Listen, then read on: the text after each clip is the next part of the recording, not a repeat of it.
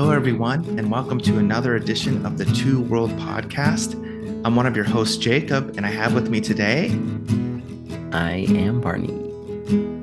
And Barney and I would like to share with you something that is near and dear to our hearts, and I would say is a passion, and that is learning languages. And I was talking with Barney this morning before we started recording about this experience I had this past week, where I was listening to an audio resource trying to help me learn more Hebrew vocabulary. And so I listened to a large list of words that I hadn't heard before. And then that night in bed, I was very restless and I had all of these crazy dreams. And when I would wake up, I'd have these Hebrew words floating around in my mind. And it reminded me of the early years of when I was just starting to learn languages. It was a similar situation. I had gone to the public library and checked out an audio cassette series on learning Hebrew back then. And the same thing happened. I listened to a bunch of those installments of those lessons. And that night we were visiting my grandparents. And I remember tossing and turning on the couch where I was sleeping and waking up and having these Hebrew words floating around in my mind. And so I thought, isn't that fascinating? My mind really latched onto that content. It didn't know where to put it. It didn't know how to process it. And it kept working through it even while I was sleeping. So I asked Barney, had he ever had any experiences like that? And we thought, let's go ahead and make this the focus of our podcast today. Learning languages and the things that we experience when we try to learn foreign languages. So, Barney, I want to turn it over to you. You heard my story of how I felt a little bit like there was cognitive dissonance for me when I was learning, but yet it was, something that I enjoy doing. I kind of wondered, how does this strike you as you think about learning languages? Is this an experience you've had, or where would you like to start as you think about this big topic? Yeah, first to comment on your story, it's interesting the way that you put it. I think you got it just right, where especially probably the first time around, where your mind, your brain has all this information, and like you said, it's not quite sure how to process it, what to do with it, but it's still there's still this real connection there somehow, and um, I wonder, do you still remember any of the words that you ran into the first time? Yes, I do. Really? Yeah. Yes, it's interesting that you bring that It up really stuck with you. because, Yeah. yeah, there was one word, and it's one that we'll all know when I say it. Hmm. Um, it's Hanukkah and Hanukkah. And Uh-huh. what they were trying to do in the cassettes is they were trying to teach you the Hebrew alphabet and give lots of examples of words Um, in Hebrew that started with each letter of the Hebrew alphabet. And when mm-hmm. we came to the letter in Hebrew, which is chet, which is essentially Mm-hmm. H, but a guttural H, Mm-hmm. um, it's kind of like in the word Bach, the musician, famous composer Mm-hmm. Bach, the CH Mm-hmm. at the end of Bach, it's that Mm-hmm. sound. But Mm-hmm. um, anyway, so Hanukkah starts with that guttural H in Hebrew. Mm-hmm. And so Mm-hmm. that word is still with me today. And I remember when I studied abroad in Israel in the summer of 2000 in our Hebrew class, Mm. they were talking about the same thing. Oh, what are words that start with this Oh. letter or that letter? And when we came to Chet, I said Hanukkah, Yes. Hanukkah. I knew an example because of my restless night Yeah. months earlier in my grandparents' house. So yeah. Yeah. Yeah, I think that anytime you can have extra input, especially in cases where you're not able to readily practice the language that you're trying to learn. So if you can have multiple forms of input, so listening and speaking, or listening and writing, or seeing text and hearing, things like that, that it really makes a big difference. I think it really sticks with you. Um, I don't know. I'm trying to think. I know that there have been times when I've dreamt in different languages, but I don't know that I've ever had kind of that kind of onslaught of different language in my mind, before bed or while sleeping or whatnot. But um when I finished my time in Thailand, during my time in Thailand, I visited another person who was with the MCC program, the SALT, serving and learning together, and he was in Hong Kong, and then later I wanted to go again. I wasn't sure if Hong Kong would be a big part of my life or not. And I ended up with, I think it was Pilsner's, maybe, Oh, like yes. one of the, yeah, and they're kind of Cantonese CD. And I had it for a while, and I misplaced it, and then I managed to get it again when I was home one summer, and um I thought, well, I'm just gonna try this out again. And somehow I figured out the exact um, system that worked for me. Um, I was in my apartment on my own at that time, so I would fire up the computer and fire up the lessons and eat supper at the same time. Oh, nice. And I was also on sitting on a balance ball at that time, so I've got all kinds of moving parts going here. And instead of this is a real basic, phrasal CD. So instead of just, they don't teach you any grammar or anything like that, but, vocabulary within the phrases. But instead of repeating after me, I would just, while I'm eating, I'd go, like say it in my mind and then also saying it through without, moving my mouth. So I can still, you know, ya xích tình Quảng Đông Hoa, hai ho xích tình, I can still remember these phrases, I can speak Cantonese, but I don't speak very well, um and then I had a friend who his family was Cantonese but grew up in Vancouver, and I tried in in a roundabout way.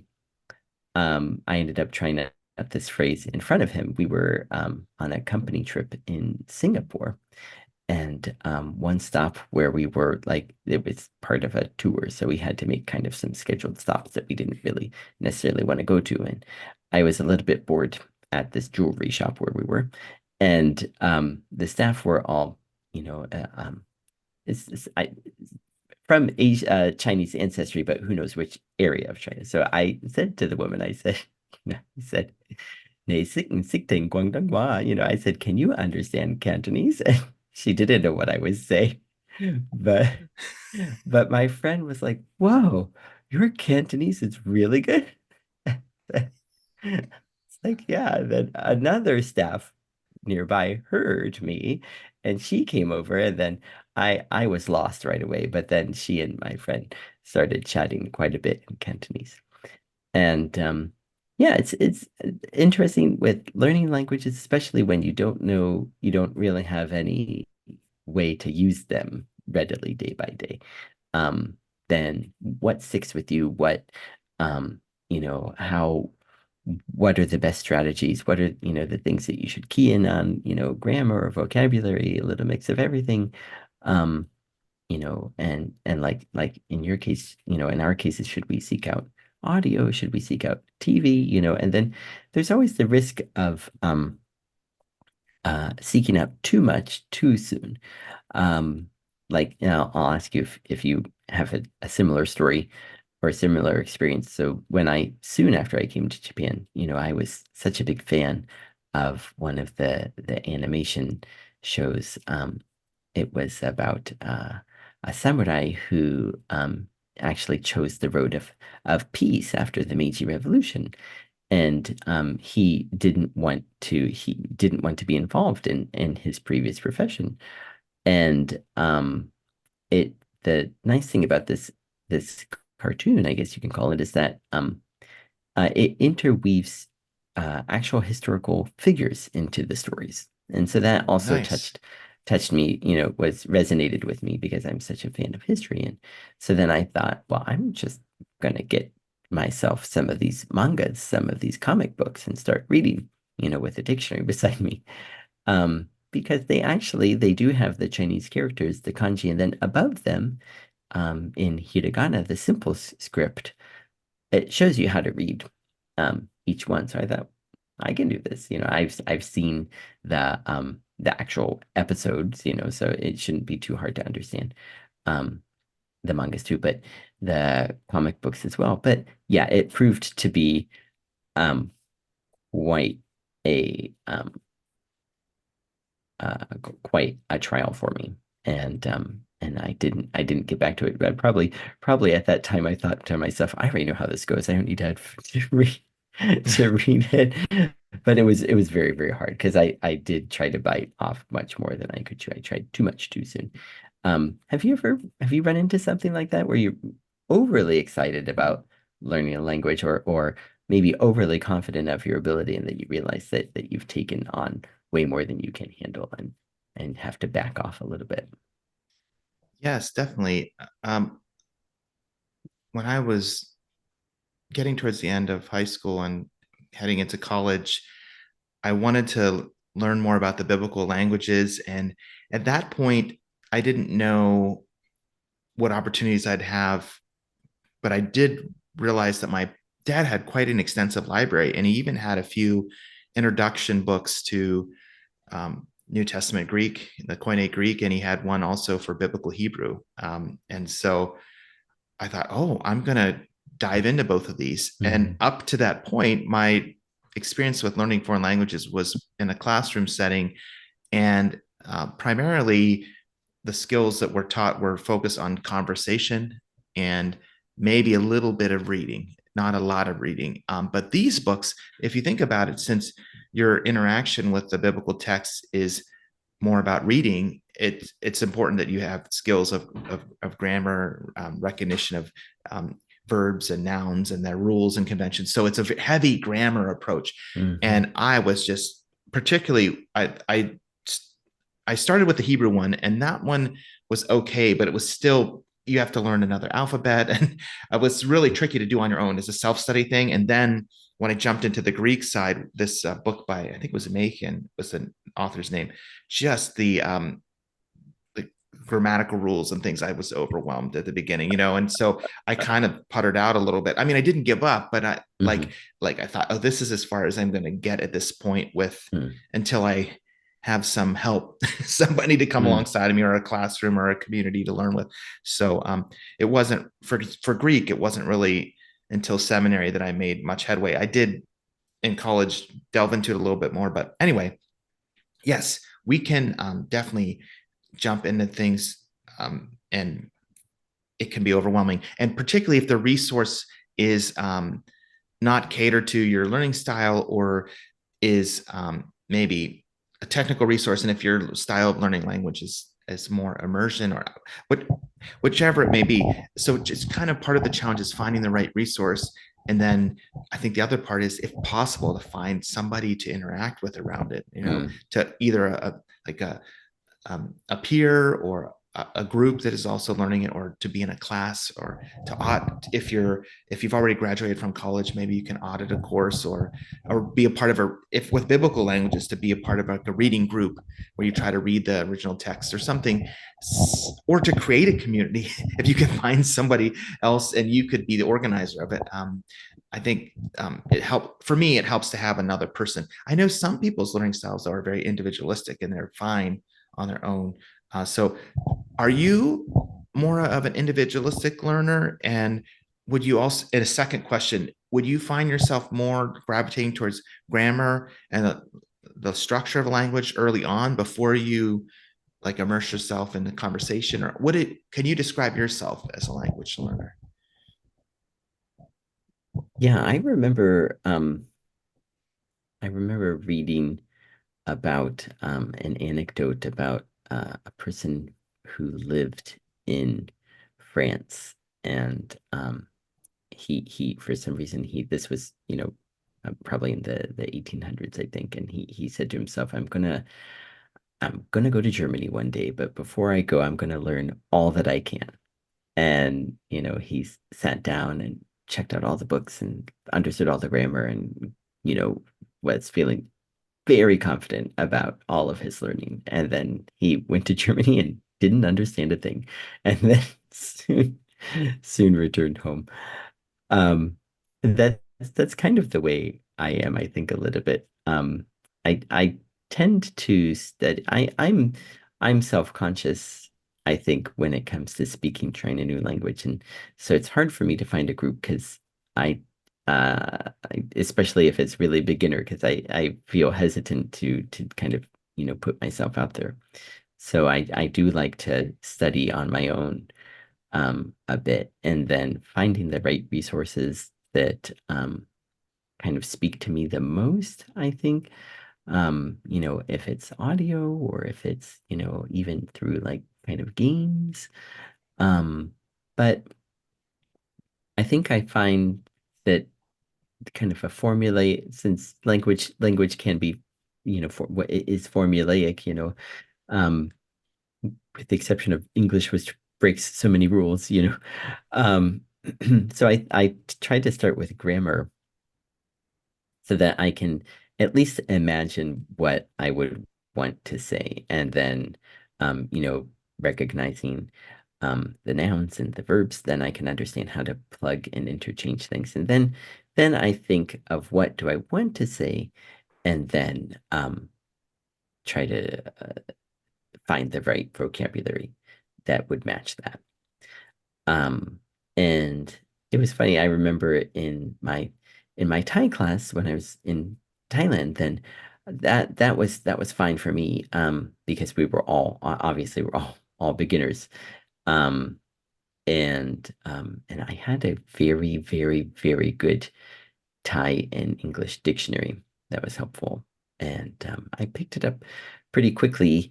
I think maybe I have a good ear for tones because it's a tonal language. I think there are five tones. Um, Cantonese, I think, has nine. Oh, Um, wow. yeah, but I enjoyed I enjoyed learning Thai because I could pick it up quickly, and then I realized that I was better than my classmates. So Oh, that interesting. helped. But one fun thing I don't know if it's fun, one interesting thing that I remember that one very good teacher that we had said, he said, if you're in a situation where you're talking, having a conversation and you don't know the right word, he said it's okay to lie. You know, if you know different words that can kind of keep the conversation going, then, just go with it, just to keep the conversation going, instead of trying to kind of stumble around and think, I'm not sure how to say that, but I can say this.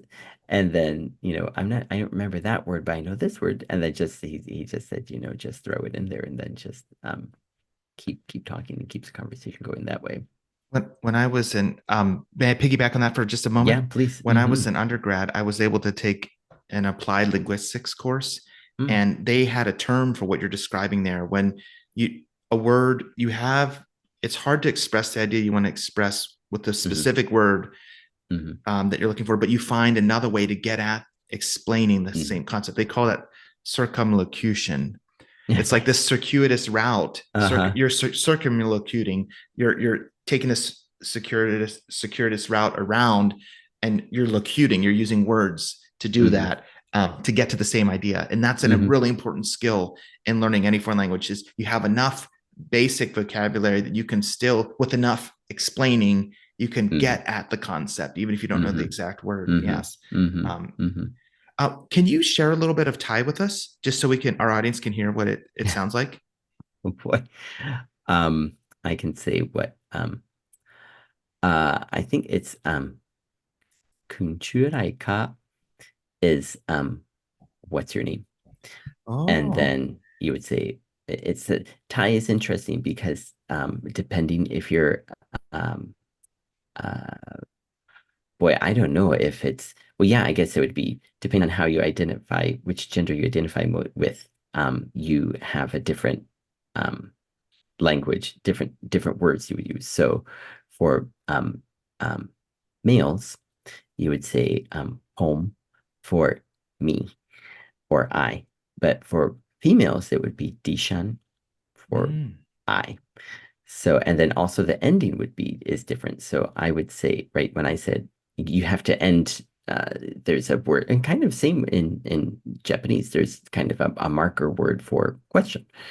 A So question yeah, so like like to make it deska in Japanese, or is yeah, it right, the ka? exactly. Oh, Uh-huh. Mm-hmm. Mm-hmm. Yep. So in my case, I would when I said kunchurai cup, but and then women would say kunchurai ka. Um, so it's there's a lot of different there are a lot of different things to think about in that way, and then also to get the tones right.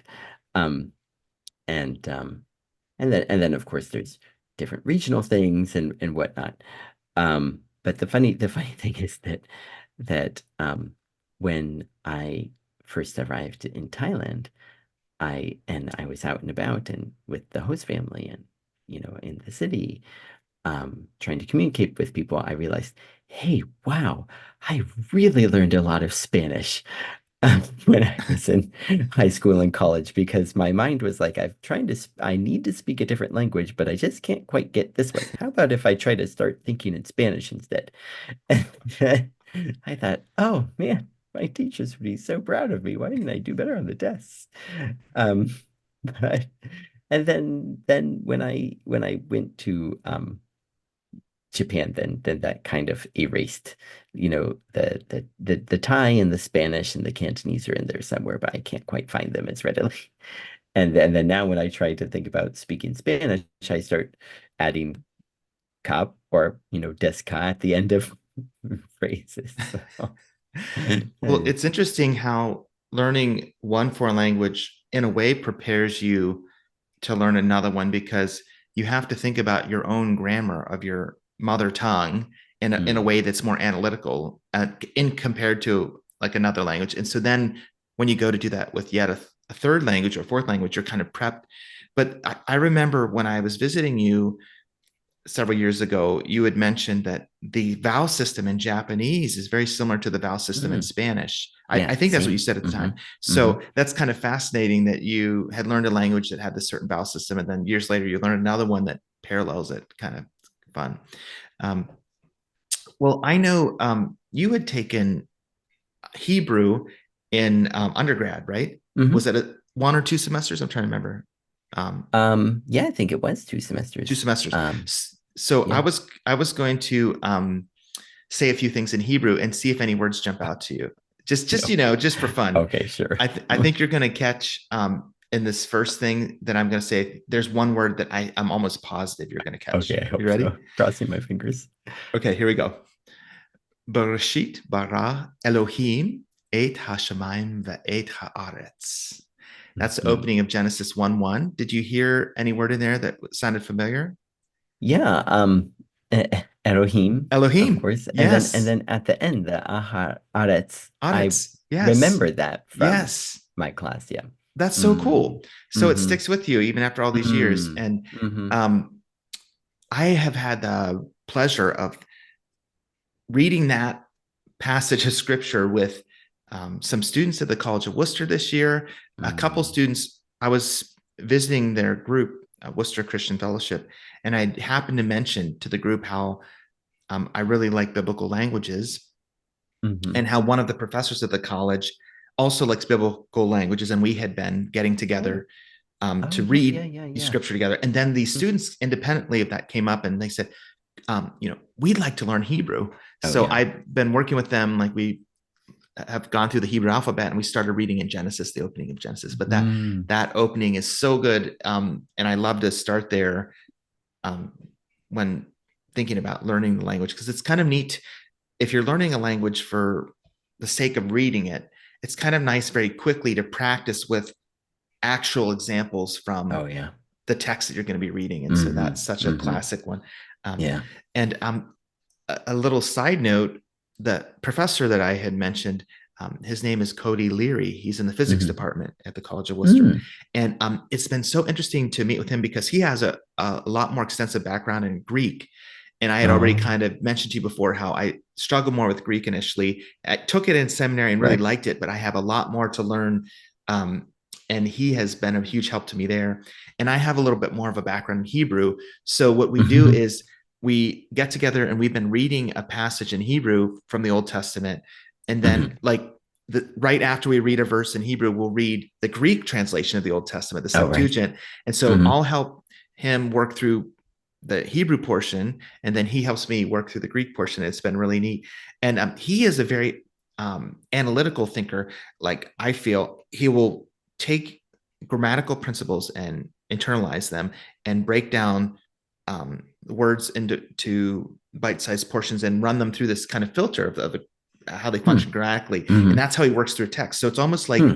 he has he's doing this work first to come up with like a rough translation, Hmm. like what are the pieces, and then he can do like a smooth translation after that flows after he puts them together. Whereas for some reason, I think my brain, with having more of a sense of immersing myself in a bunch of Hmm. content and trying to like let it sink in and then hope that it will make sense or I'll understand it more intuitively. I tend to like think of translation as going from the text to more like directly towards like a, a, a smooth flowing Hmm. translation. Hmm. So it's been neat to learn this discipline he has. And it's fun when you're with another learner who has a different style, just to pick up little tips from them of how they gain Oh yeah. insight and then to try to employ them. So that's been really fun. So, and then Barney, I know when was visiting you, you were helping me to try to come up with some phrases because we had several visits to Yachio Bible Baptist Church, Hmm. which is a sister church to Worcester Mennonite, and I wanted to be able to say a few things. And it was so empowering that you taught me some phrases. So thank you for working with me. I kind of wonder, do you feel like you're in the place a lot of teaching? Not well, I know that you're a teacher. You're teaching literally foreign languages all the Right. you're teaching English all the time. But do you feel like you're also, in addition to that, in the role of teaching your friends a lot, because you have people come and visit you and you have to try to like help them have a few phrases to Yeah, navigate? Yeah. yeah. I like that. I like that I can kind of, say, hey, you know, after living here almost 20 years, I picked up a thing or two and here's proof, and when you try when you it's all so big when you first get started, everything is new and you just don't know what you're going to need and what you don't need and what you can get to later and what is the most helpful to start with right away. And um, yeah, and then it's nice that the people who come to visit me or the people who I meet that have just recently come to Japan, that you can kind of give them, right? They can benefit from what you've learned, and help them to get kind of a head start, or at least, to get started on a stronger foundation of maybe what you had. And it's also interesting that um my my kids sometimes come to me with Japanese questions first. And I can answer some of them, and some of them I can go to a real nice resource that I have um, that helps you to look up the Chinese characters, the kanjis, based on their parts. Because it wasn't too long after I came to Japan that it dawned on me, how in the world does a dictionary work? Oh yeah. Because there's just these kanjis, there's just these Chinese characters, and how can you look them up if you don't, to find out how to say it, even for, like elementary school students or junior high school students, if you don't know how to say it, right? And then I finally asked Ayako, and she said, "Yeah, it's based on the radicals that make up the Chinese characters." So, and then you start to see it. So I think this really helps me because I'm so visual in the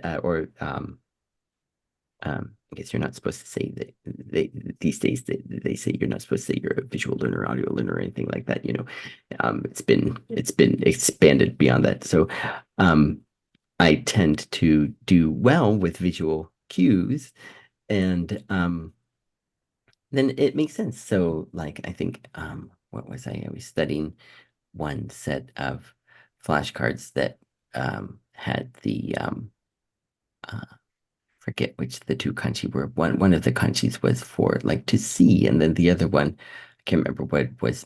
I can't remember what it was, but you put the two together and you think, oh yeah, right, I get it. This means idea, and then when you see the two together, then oh yeah, that makes perfectly sense or perfect sense. Or like one like what I was saying about the different radicals, like there's the kanji for to be busy. And maybe I said this in a previous episode, I'm not sure, but on the left side is the radical for heart. And then kind of the main radical is actually death. And Oh, so, yeah, so like to, kind of, um, work your heart to death is to be busy. wow. And yeah, but then a much, much nicer one is, uh, let's see, it's yorokobu, so to be joyful. And oh wait, sorry, it's sorry, it's ureshi, which is to be joyous. So it's a Uh, different, and it has the kanji for woman and the kanji for joy in it. oh, So so when and happy, happy, happy. So and it means joy. So the kanji for woman and the kanji for happy, and it means joyful. So it makes it so you think, oh wow, that's nice. When the woman in your life is happy, then it's a very joyful thing. So looking at it that way, then you start to when you start to see that it's not just some. Actually, I have Yuma's dictionary right here. When you start to see that it's not just some just mess of lines and whatnot, but there's parts to everything, like this here actually is water, these three lines. It's when it's as a radical, and I think that I remember even Julie was here and she wasn't talking about this kanji, but she's saying that this one here on the top here is like a roof. And you can see these different things once you start to find the different parts of the characters. Then you can look them up, and then you can figure out how to look them up in a dictionary. This is just a real um, basic elementary school dictionary, so it's not so super complicated, but um this one actually, you can also look them up by how they're pronounced if you know that. But then if you're not sure, you can also look them up by the radicals in the kind of in the index, and then get yourself to where you want to go. But it's just interesting to think about when the written language is so different. How do you start to internalize that and add that to your learning? And I'm curious. I wonder how your friend would deal with something like Chinese characters, since he has such a kind of method, a real set out method to how he goes through translating. But I don't know. In my opinion, it seems like someone who takes on visual cues much more readily would really kind of flourish with Chinese characters. It would be so interesting to that look would at. be interesting. Well, the other thing too for my friend, since he is a physicist, is he has almost like this.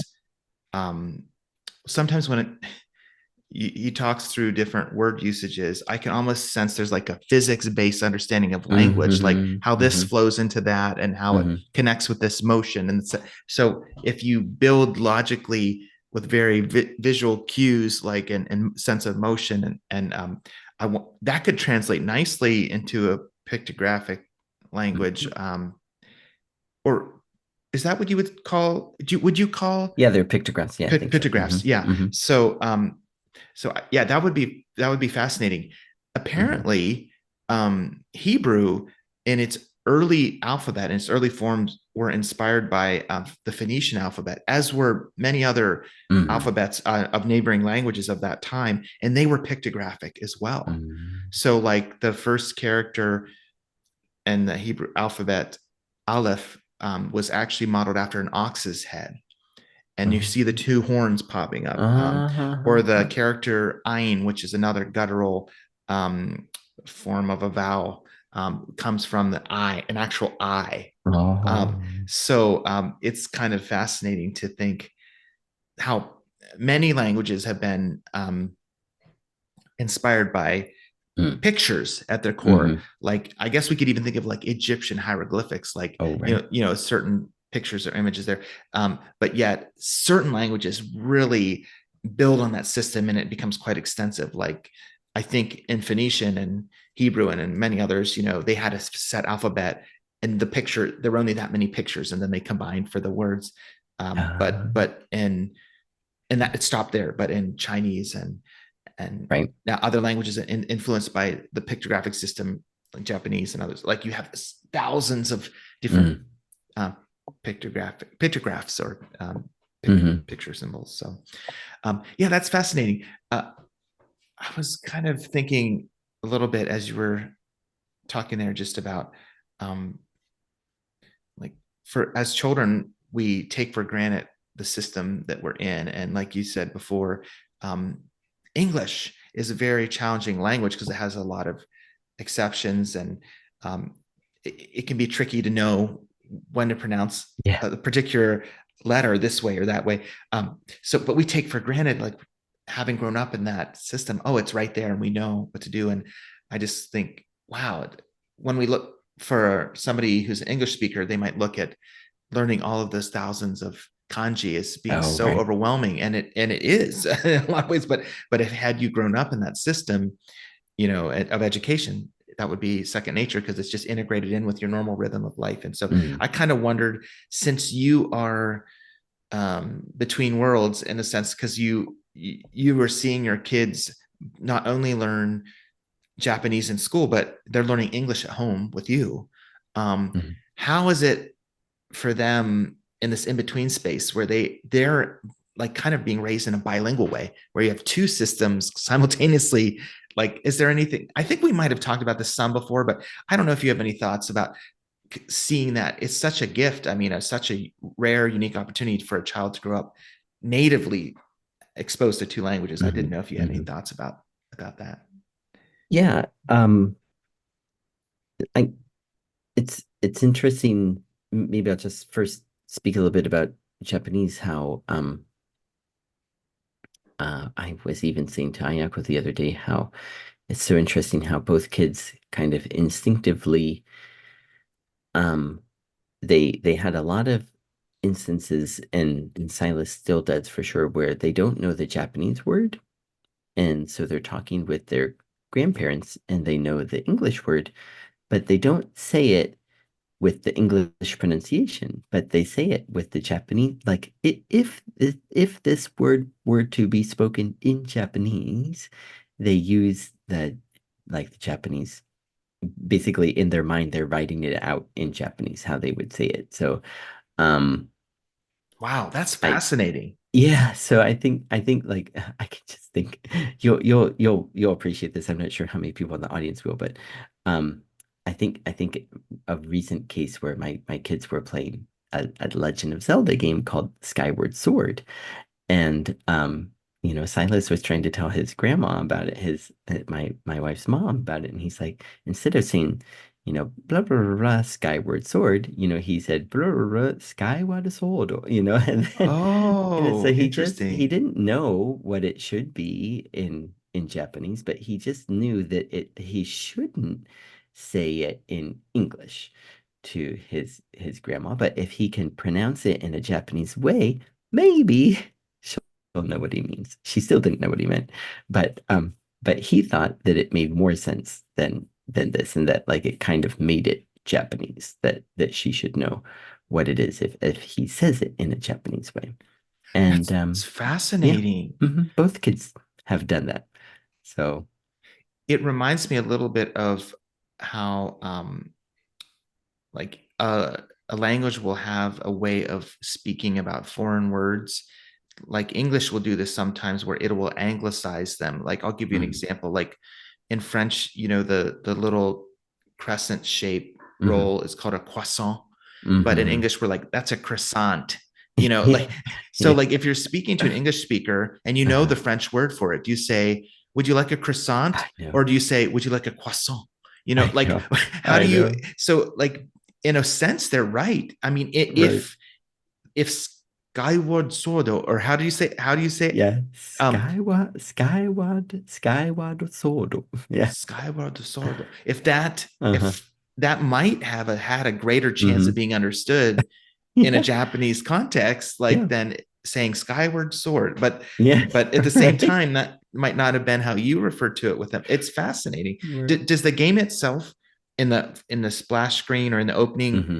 ever say the name? Does it say the game's name Yeah, with a Japanese? I Uh, actually Silas was correct. That's the actual the name is actually Skyward Sword. So okay, so he's yeah. saying the Japanese Uh-huh. pronunciation of the name. Uh-huh. Okay, Yeah. interesting. But of course he didn't know that that's how because in our house it's just Skyward Sword, Skyward Sword, Skyward Sword. That's just all we ever say. We never say it in the Japanese Uh, way. so Yeah. he knows daddy's way of saying that name is Skyward Mm-hmm. Sword, but grandma and Mm-hmm. grandpa's way is probably Skyward Sword. I mean, Right. it's probably Yeah, right. Yeah, they've exactly. compartmentalized it a Yeah. little bit. Mm-hmm. Do you Mm-hmm. know for the Wind Waker game that I think you guys have been playing a little bit, Mm-hmm. since that one is from the US, Mm-hmm. do are they more likely to skip, like you said, sometimes they'll skip some dialogue, if they want to get to the action? Are they more Mm-hmm. likely Mm-hmm. to do that with a game that has a lot of English language Mm-hmm. cutscenes as opposed to one that has Japanese cutscenes, or is it equal for both? Yeah, that's a great question, and I have a great example because our Skyward Sword, I actually got it in the Japanese store, the online store. So all of that is in Japanese, and yeah, they are much more ready to skip through that, even though just like with the manga example, if it has kanjis, it has had to read them above it. So they all three of us could read, we could sit down and read it.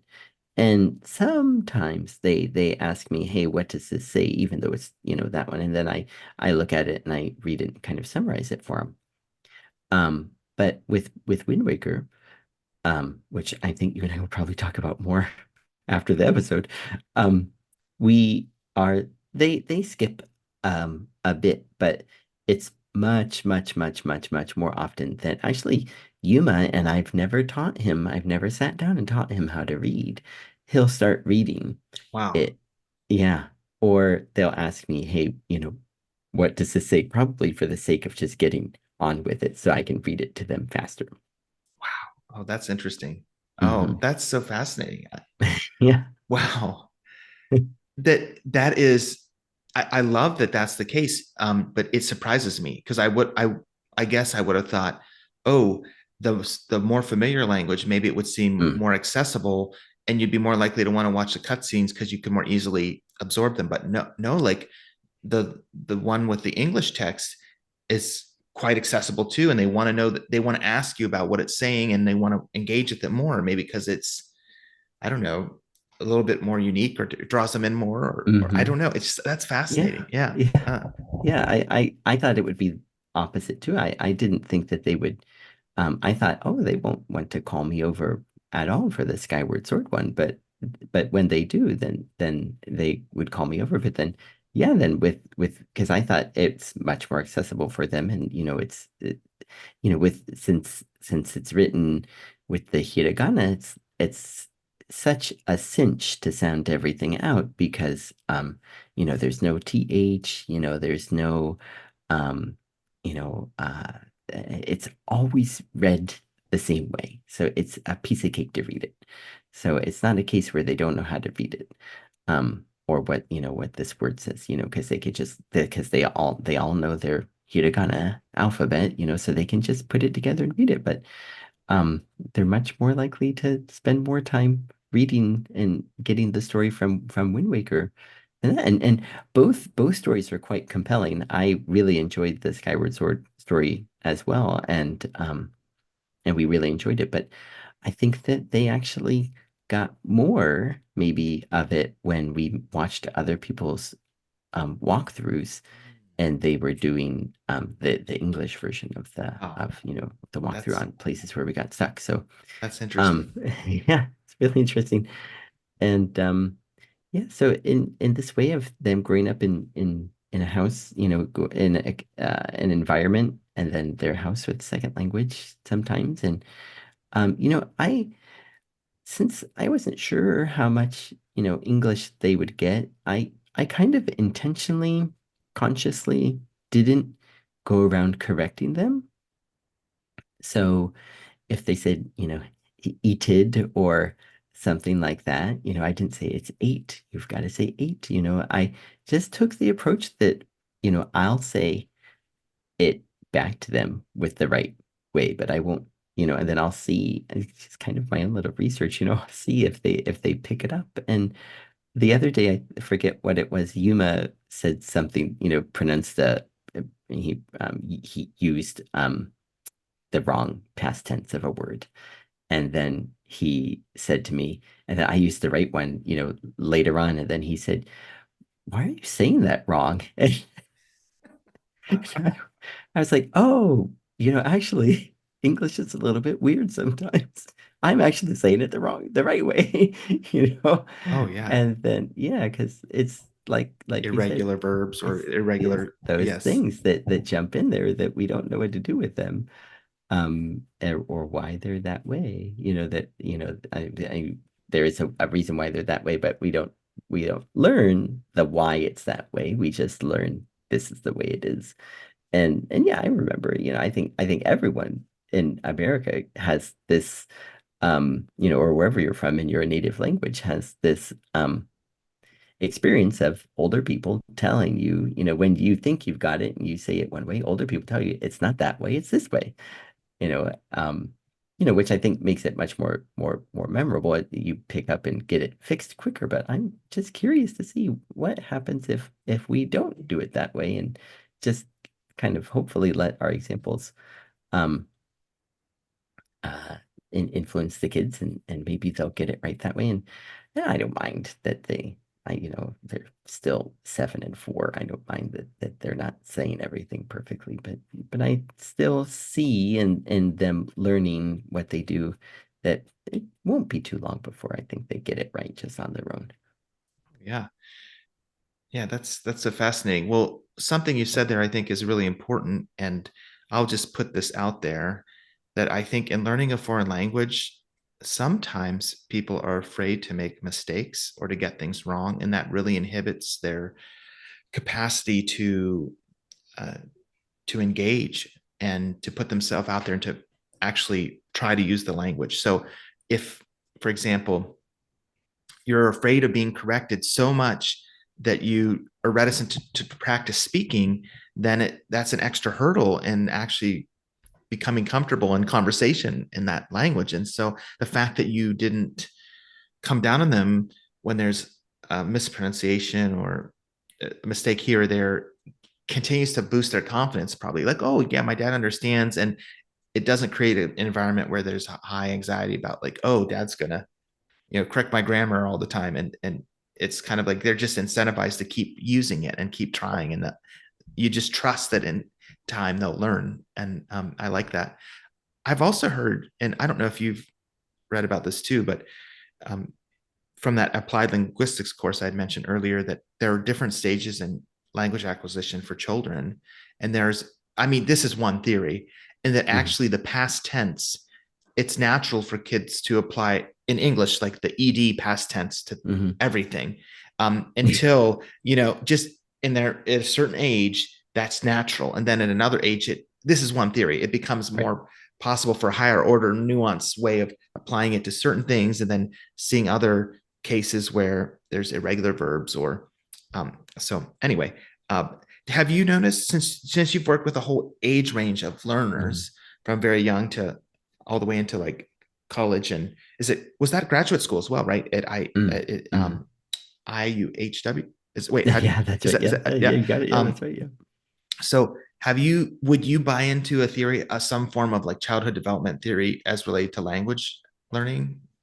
Oh, yeah, I think for sure. Um, and I can see it, especially since it's nice to have kind of a gap between a sizable gap between the two kids, that I can see where one is and right now, and where the other one is, younger one. And yeah, like, and it's fun. And I've never gone through this before, so it's fun to see what Yuma, as the older child, is picking up on. Like his big thing recently is words that sound the same but are spelled differently. Um, like Mm. no and no and Oh uh, yeah. night and night. And so sometimes he'll ask me, like and it's great because he sees where one word is used or one word has different meanings.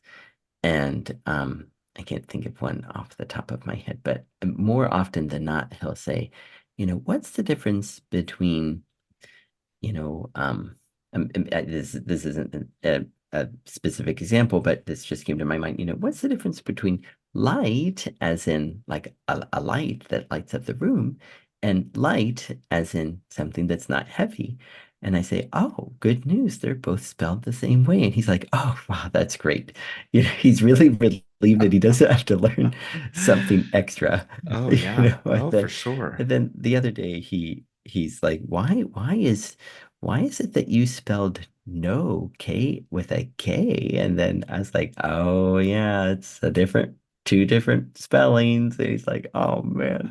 Oh, You wow. know. That's fascinating. Well, it's Mm. interesting too. Can I throw another example in there Oh yeah. of words Hmm. with multiple senses? The word, you hear the word bank, and you're thinking, Oh. okay, is that a place where I deposit money? Or is Hmm. that a place that's beside a river, like a river Yeah. bank? It's Yeah. such different, Hmm. unrelated Hmm. concepts, but both governed by the same word. Yeah. word. So it's so fascinating. Yeah, that's Yeah. neat. Do you come across that in Japanese sometimes? Or Yeah, yeah, yeah, yeah. That's quite a bit. So there's often times where hearing and reading okay. um is a big difference because there are heaps and heaps and heaps of words that are pronounced the same way. But then the meaning is just, but they're pronounced the same way, but their kanjis are completely different. So, so if you can see it written, so in my case, it's actually easier to see something written down to get what the meaning Mm. is than as opposed to hearing it, just because of that. And then I have trouble catching my wife always comments that I have trouble catching when um like the vowel is kind of extended. So is it kyo or is it kyo? And then in my case, I know that I have trouble with this, so I, make it clear, which I'm saying, but then not everyone else does. Everyone else it's clear to them, but it's less clear to me. Um, Especially if they're speaking quickly, and so I can't quite catch it. Then I can't repeat it or I can't copy it down because I didn't catch is it the shorter vowel or the longer vowel? Um, Is that so kyo? yeah. Is that this is totally random question, but Hmm. when you came to visit the one time and we had the child dedication for Yuma, you gave me a few phrases to Hmm. learn for that, and one of them was kyokai. Is that kyo the Uh-huh. same kyo that's in the word kyokai Yeah, for that I church? think is that would be the short one Oh, or okay, kyoka. okay. Yeah. Ah, But then if you would say today, kyo is the longer ah, one. okay, okay, Yeah. And cool. then it happens all the time. I Yeah. really hit on something here that is common then. Really, Okay, yeah. it Uh-huh. for learning Japanese. Okay, Yeah. interesting. Yeah. And I like what you said earlier. You really mentioned, you really got the exactly thing right there where how I agree with you that like if you feel uncomfortable or you know are hesitant to speak unless it's just right, then it then it is a case of how dedicated or how long you'll be in that situation because it'll come to you eventually, and maybe it once it does start triggering for you and you do start speaking, maybe you speak better or you're more, then maybe you start to get more talkative quicker just because you've been spending so much time listening. Um, but and then just kind of what we kind of touched on just now, where if you have, if you can have one or two or a few people that you're comfortable with making those mistakes, then yeah, boy, that makes all the difference. Like even you mentioned having a group or if someone that is um not reluctant to ask their friend, how do we say this or what does this mean? And then that real safe space, with me, Ayako, my wife, when we were dating, she was the person that I could always ask or make mistakes with, and that was what I needed to help me. But I think that probably I was reluctant to really speak a bunch for a while. Um, but yeah, eventually I got it. Um, Barney, one of my favorite stories that you've told me is that when you were dating Ayako, she would write you and not simplify things. She would just give you the full, like natural communication, just as she would write any other friend or family member. And so that required you to do a lot of extra work at the beginning. And then, if I remember this correctly, didn't you at one point say something to her about that? Like, wow, you've really, kind of didn't hold back. You helped me. And she wasn't even aware that she was doing it. She was Yeah. just treating you as though you could raise to that level and understand it. And I think that's so fascinating. Like, she just assumed that you were up for the task and she was going to, um, you know, interact with you in that way. And it kind of it invited you to step into Mm, that and to kind of lean into that and rise up to that level. So I don't know if there's anything else that you would say about that. It's just kind of fascinating to me for somebody to give us the benefit of the doubt that we'll understand and give us something yeah. Oh yeah. complex, and then we have to work Yeah. to get there. I think she also mentioned that it's such a pain to not write um that way. Um and yeah, I'm real lucky that even though I think I had like a flip phone at that time, at least I had this kind of online dictionary that I could copy the kanjis and paste them in there, and then I really learned it that way, and then I could understand what was being said. But yeah, I had a friend, and then his girlfriend would just write everything in hiragana, and and I tried to look at it, and I thought I can't get what this is. It's just a big string of I don't know what this is. And then the same, like when you see kids' books that are just one long string of hiragana, I think obviously for native moms and dads and teachers and whatnot, they get it. It's easy for them. But for me, I just think, where does one word start and the other one stop? And where's the particles? Because I can't quite get this because I don't have this reference of the kanji of the Chinese characters the way that it normally would be written. So I'm having a lot of trouble understanding what this book is about, even though it's a kid's book. So yeah, I was real lucky that Ayako just threw me right in there with that, and that she didn't mind if I wrote back and said I don't quite understand what you're trying to say.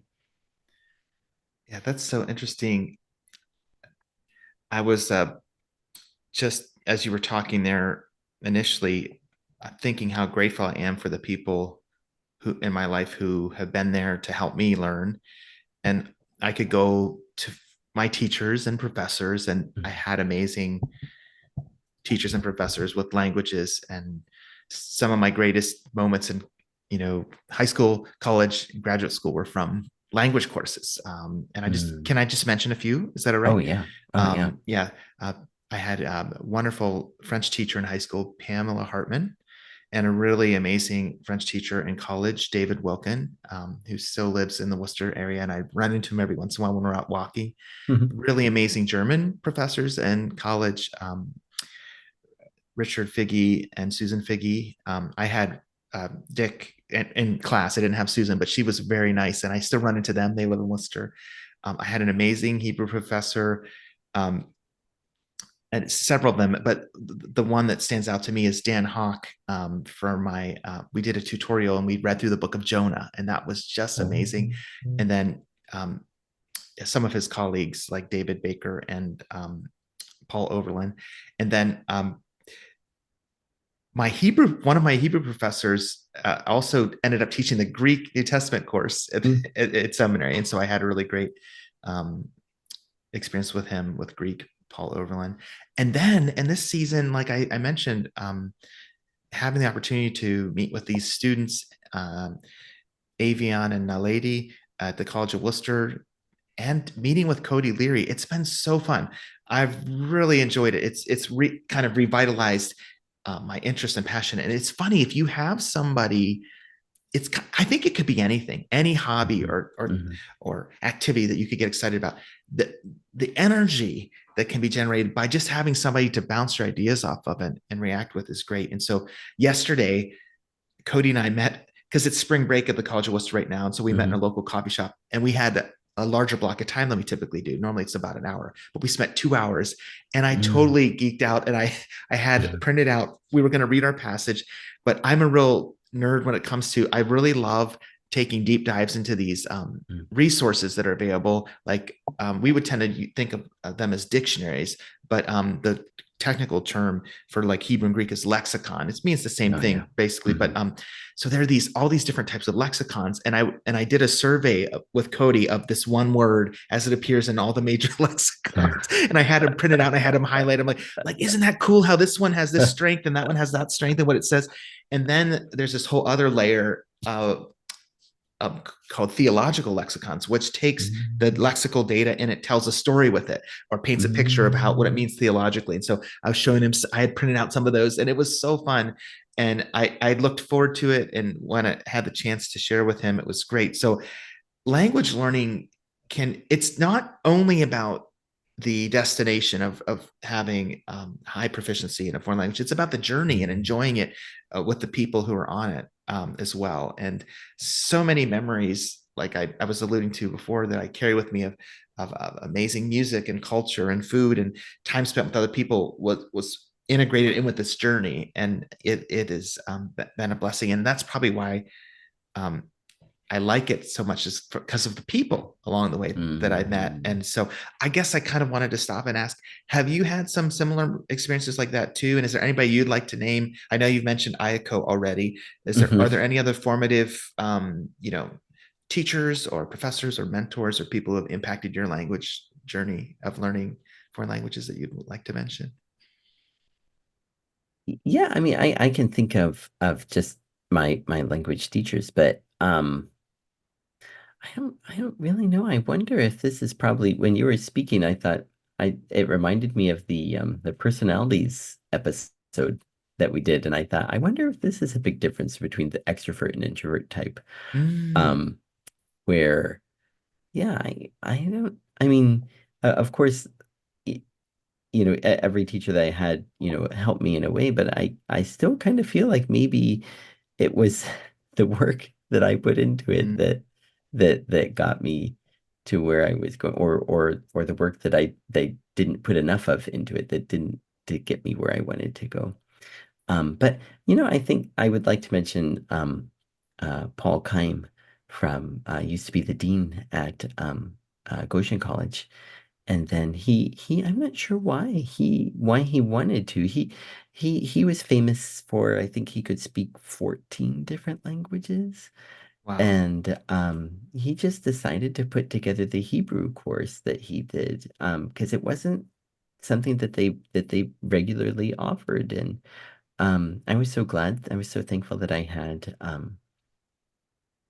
free time in my schedule that I could take it because I really, really wanted to. And I was in, I think maybe everyone else in the class was in the religion department, but it was just real neat. And so I did feel a little bit, I remember I talked to him once, aside from class, outside of class, thinking, because we spent a lot of time reading out loud, and I'm like, I'm just really trying the best that I can to remember these, but I always just get a little panicky, when it's my turn, and then, could you skip me one or two times? And he's like, no, don't worry about that, who cares? He really had the real attitude, it doesn't matter, how well you read or anyone else reads, don't worry about it. We're all getting along it together. And um yeah, it was that was nice. I really appreciate that. I think everyone really just appreciated him as a person of just so many talents. He played the mandolin,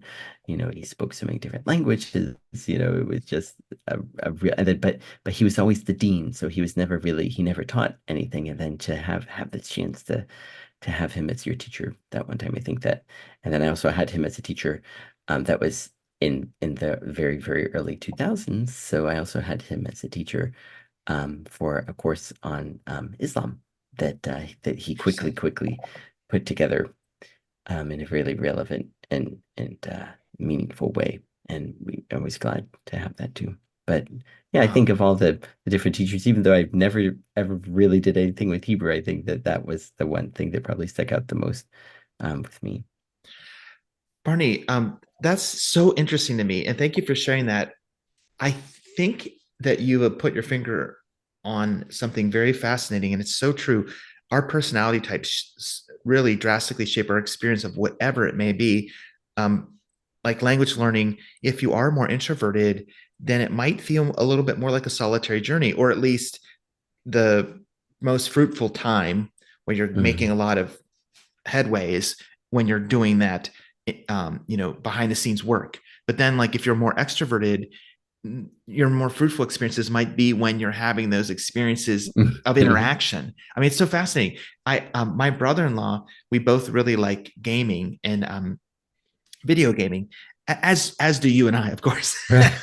But he you know he's more of a little bit tad bit more of a solitary gamer. Like he likes to play games, like single player games on his Mhm, own. I mean, mhm. he graciously, and I think we have a lot of fun together, we'll do multiplayer games with me when we're together. But I'm like flipped. Like I love my favorite is when people will play with me. Like Uh-huh. that's the highest bar like of enjoyment for me, is when I get either, even if it's a one player game, if we can take turns or I can watch them Oh do it, we yeah. can talk about it, or if it's a multiplayer game. So it is really interesting to think about how we're each wired so differently. Mhm, mhm, But I did want to talk briefly a little bit about, like, we've had these language experiences in the past. How does one continue to work on keeping up their experience with a foreign language, or if they want to learn a new one and they're not in college, or there's no real class offered near them, how can they go about it? And so I was just going to mention that there are amazing free resources available right now that can help you take the plunge in different ways. Like one of the most well-known and common mhm, ones is Duolingo. mhm. And I'm so into that app because it kind of is a gamified version of learning a language. It Oh yeah. breaks things down into little tasks, and you Mhm, get rewards, and you can be in leagues and you advance, and then you can share your progress and be connected with other learners, other people. You can build like a network of people and give each other affirmations when you reach achievements and things. But I have been loving that for keeping up with languages I've already learned, but like also venturing out to new ones. Like I always wanted to learn Latin. And Duolingo has mm, Latin on there, even though it's not a Yep. modern language that's still being spoken. Since it's so prominent, they developed a Latin course. And then, of course, with Japanese, I'm trying to learn more for the next visit, and it's so Mm-hmm. fascinating. That's available through Duolingo. And Yeah. Spanish, I had taken Spanish, in middle school, and then promptly forgot quite a bit of it. And I was, oh, I Yeah. want to go and build that up. So I've been working on that. Hmm. Hmm. And then I just was going to mention two more, if I can, quickly, for Yeah. the biblical languages, since you can tell I'm so excited about them. And they both have a similar title: Okay. Daily Dose of. There's a daily Okay. dose of Hebrew and a daily dose of Greek. They're two separate apps, but they have the same Okay. format. And I love them Hmm. because they have a learning section where it could take you from square one, just starting out, knowing nothing, all the way up to a basic knowledge of the language for Wow. free with videos. Hmm. Oh, Or wow. they have a section where they will take um, one verse of a biblical text and walk you through and explain what the different words are in that text and their parts of speech, and if it's a verb, how it's conjugated. And they'll also mention little tidbits of interest about its interpretation or some theological implications of the specific wording. And 2-minute videos for each, the Hebrew and the Greek. So Mm. each day you could get your daily dose, just 2 minutes, and it has the verse in front of you and they walk you through it. I mean, it's a great way to Oh yeah. practice. Oh yeah. And then they have another section for resources. But between the daily dose and the learning, I've been going back and reviewing grammar principles and then applying it on my own.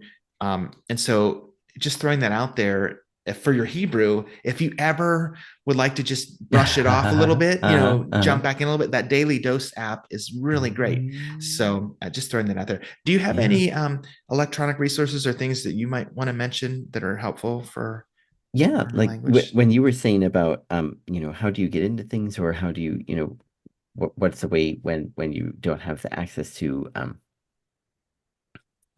class, or a way to take, be instructed in it. In my case, I had not necessarily necessity, but I realized that I could be more efficient in my learning if I learned shorthand. So I went out, and this is just from I'm going to share my screen. This is just from the archive.org, I think, the Internet Archive. And I searched many, many different types of shorthand that were available, and I realized that Pittman's shorthand was for me. And this in this case, I have here for I brought us to this page for learning and learn, um, because I realized when I was studying in graduate school, there are a lot of words that keep coming up that I need to keep writing down in my notes, and it's taking me too much time. Hmm. And so I decided I wanted to learn shorthand. And so just with this dictionary and with some other, much, more condensed, like the most common words, um, resources, then that was the way that I got started. And whenever there's a word I realized that I was using a bunch, I had in my back of my notebook, like a glossary that I made up for myself. And then I would refer to it, and then just, through repetition would start learning, um, you know, learning different words. And of course, understanding, read a little bit about what makes up this style of shorthand with the dots and the lines and the curves, and, and the other notations. And that I was very, very thankful for it, really. And then kind of an unanticipated consequence was more important words started to stand out to me in my text, because I wasn't in my notes, because now I'm the words that I'm using all the time are getting replaced with shorthand.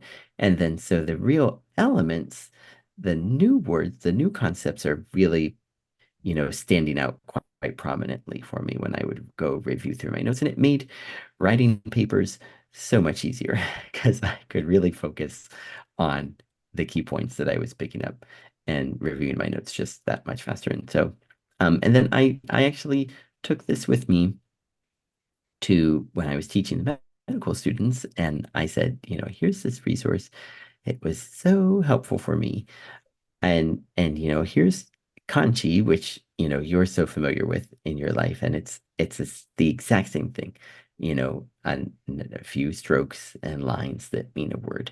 So I really recommend, when you're learning new vocabulary, write it down in this way, and it'll help you to get those words down, because you're adding just one more input that's unique enough that you have to think about it. And this, actually, we could probably talk about this with Matt one day with doodling, that it is imprinting that learning on, in your mind that much stronger, I think, in my opinion. And I did have a number of, not a number, I won't say a number, I had a few students who did come to me later and said that they were doing it and that they liked it and it helped them. And I think that there's probably a connection. It would be interesting to see students, foreign language students that come from, a language background that is maybe in the Roman alphabet, not a pictographical alphabet. How, if this same approach would be, if this is the connection, if it's the kanji connection that is more uh, more attuned to Japanese students, or if it is just the idea of writing something down in this different, unusual script that helps make things more memorable when learning vocabulary. I don't expect anyone to start writing full sentences, but vocabulary words, I think for sure to add this whole extra thing there. It was very, very helpful for me. And the students that I talked to said it was real helpful for them too. Wow, Barney, that is really fascinating. I Thanks for explaining that. I've never seen examples of shorthand before. So when you put that up there, that was new to me. That was really Mm. unique because you hear the expression, "Oh, it was written out in shorthand," or that is shorthand for such and such. I'm Oh, like, uh-huh. yeah, I Hmm. I always just assumed it meant like an abbreviated phraseology or something. No, it's Mm. actual visual Yeah. shorthand. Oh, that's Like, yeah. fascinating. Hmm. Yeah. Well, can I piggyback on that a little bit? Oh, yeah. Hmm. I just this is this topic. This could easily, be our could go on to be our longest Oh, yeah. one because we both like languages so much. But All right. um, I just have a picture here of a couple Mm. resources that I used back in the day. I now I use software a lot when I'm wanting to engage Uh-huh. with biblical languages, but for for some words in another language, it can be very hard to look them up in the dictionary if you don't know their basic form. And Oh, yeah. so um, I'm just mentioning that there are print resources that can help you with that. Sometimes they're called analytical dictionaries or analytical Mm. lexicons that have many varieties of common word forms Oh, that's included nice. in Mm. the alphabetized organization of the words. So if you turn to the form of the word, it'll point you back to the original lexical form and it'll Mm. help you. And so these were examples of ones I had used for Hebrew and Greek, but you can find them in other languages. And now with the internet, it's yet even more powerful to, there's certain online resources that can do this with multiple languages as well. And then here on our podcast, a number of times I've used software when we've talked about biblical text, and I really am a fan of this Logos Bible software, Oh, yeah. and it has an extensive library and a lot of resources like this that will get you quickly to information you need about specific words, and even if the forms are confusing or hard to recognize. So, um, Hmm. the other thing I wanted to say, and this kind of goes back to what we were saying before about community, if you can combine language learning with something else that you enjoy or that's meaningful to you, like you talked about sitting on an exercise ball and eating dinner, and like those are other important things, and you combine them Uh-huh. and it's really valuable. Well, I want to show you something that we did at our church and that I've continued doing that I really enjoy, and that is having a Bible study in a foreign language. And Oh, so wow. this here is a picture of two people from our church, Kim Hmm. and Kaya. Uh, Kaya is a College of Worcester student, and then Kim is just a longtime member at Worcester Hmm. Mennonite. And this is one Sunday when we sat down together to have a Bible study in French. And then Oh, that experience was so interesting that I asked some of the participants if they wanted to keep going, but move it to campus so oh, we yeah. could have some time during the week um, to gather around the word and process in French. So that's combining two things that you like, Oh, wow. scripture and growing in faith and learning the French language. So here's a picture of the meeting room where we would meet often. Oh, And then if yes. you get down there on Thursday, if you look Uh-huh. on the schedule for those who are viewing it on YouTube and can see the visual, if you see at the 11 a.m. time slot, we have the French Bible study. And that was reserved for us by Salali, who's another one of the Oh. students that I really enjoyed going on this journey with of the French Bible study. So Salali and Kaya have been tremendous. And at our church, Kim and Jim Hartman are learning French right now and are very enthusiastic to talk about it. Oh. And Peter Johnson, who loves Oh, languages wow. of many Oh, different yeah. forms and types. He loves Mm, German and mm, Spanish and French and many mm. others. And he is also enthusiastic right now about French, and he'll bring a French Bible often to our men's Oh, Bible wow. study. So it, and he and Jim every so often will show up early so they can read in French before Oh, we do it. neat. So I just want to throw that in Oh, there that wow. if you can either A, use a tool to help you recognize Mm, things, or B, combine your foreign language learning with something else that you like. mm-hmm. some Hmm. other hobby. If you can do that, it's another way to go about learning. So, yeah. Um, so, um, is there anything else that you would like to say before we close our time? Oh, yeah. I'm I thought this was a very nice gloss over on the topic of learning languages. We really just had the tip of the iceberg here. How about for yourself? Anything final that you wanted to throw Well, in? I hope that our listeners and our viewers will be okay with us delving into this again in the future, because I think there are going to be more conversations and ideas that Mm, come to us mm. down the road that we are going to want to explore related to learning languages. But I'm glad that Oh yeah. we include this Hmm. one, and it's amazing to me that we haven't done it sooner. But I'm glad we're getting to it. We've had elements along the way, I think, of Yeah. language Yeah. learning, but it was fun to just take a Right. deep dive today. So thank Yeah, you. and yeah, and on that note, we would like to thank all of you for sticking in it with us today. And I think we don't have to say we hope that you enjoyed this episode. I think we know that you all enjoyed this episode today, and we are looking forward to the next one, and hope that you are as well. And so for the Two World Podcast, I am Barney, and with Jacob to do today as well. And I need to learn English a little bit better. And we'll see you all next time. Thank you.